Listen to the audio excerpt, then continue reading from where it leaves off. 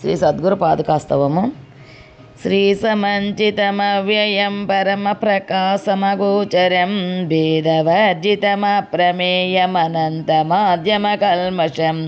నిర్మలం నిగమాంతమద్వయమప్రతర్కమబోధకం ప్రాతరేవ హి మానసాంతరి భావయేద్గురుపాదుకం నాదబిందుకళాత్మకం దశనాదవేద వినోదకం మంత్రరాజ విరాజితం నిజమండలాంతర్భాసితం పంచవర్ణమఖండమద్భుతమాదికారణమచ్యుతం ప్రాతరేవ హి మానసాంతరి భావయేద్గురుపాదుకం వ్యోమవద్బహిరితం తరస్థితమక్షరం నిఖిలాత్మకం కేవలం పరిశుద్ధమేకమజన్మ హి ప్రతిరూపకం బ్రహ్మతత్వ వినిశ్చయం నిరతానుమోక్షసుబోధకం ప్రాతరేవ హి మానసాంతరి భావయేద్గురుపాదుకం బుద్ధిరూపమబుద్ధికం త్రితయైకకూటనివాసినం నిశ్చలం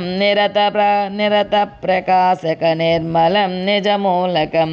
పశ్చిమాంతరకేలనం నిజశుద్ధ సంయమి గోచరం ప్రాతరేవ హి మానసాంతరి భావయేద్గురుపాదుకం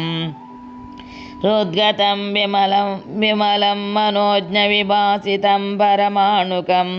నీలమధ్య సునీల సన్నిభాదిబిందు నిజాంసుకం సూక్ష్మకర్ణిక మధ్యమస్థితి విద్యుదాది విభాసితం ప్రాతరేవ హి మానసాంతరి భావయేద్గురుపాదుకం పంచ హృషికదేహ మనస్సతుస్క పరస్పరం పంచభూత సకామ షట్క సమీర శబ్దముఖేతరం పంచకోశగుణత్రయాది సమస్తధర్మ విలక్షణం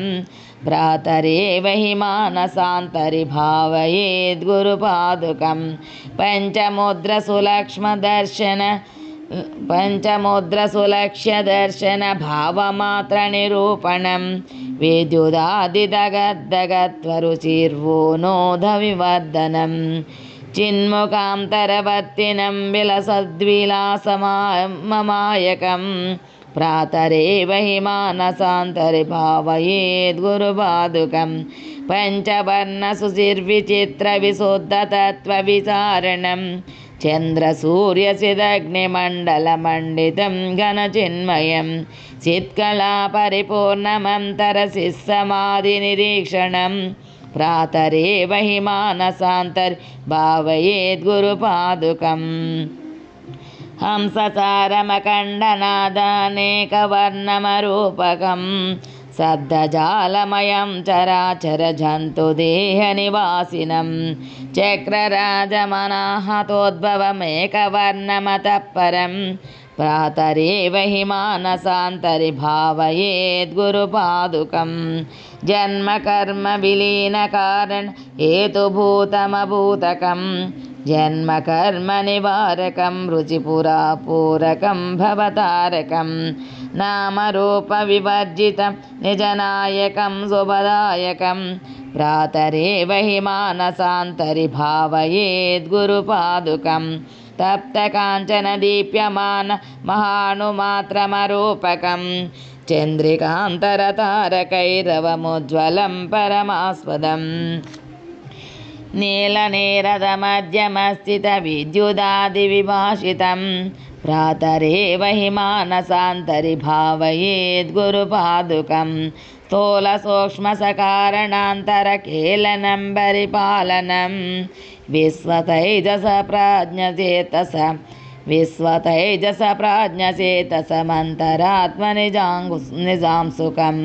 సర్వకారణమీశ్వరం నిటలాంతరాళ విహారకం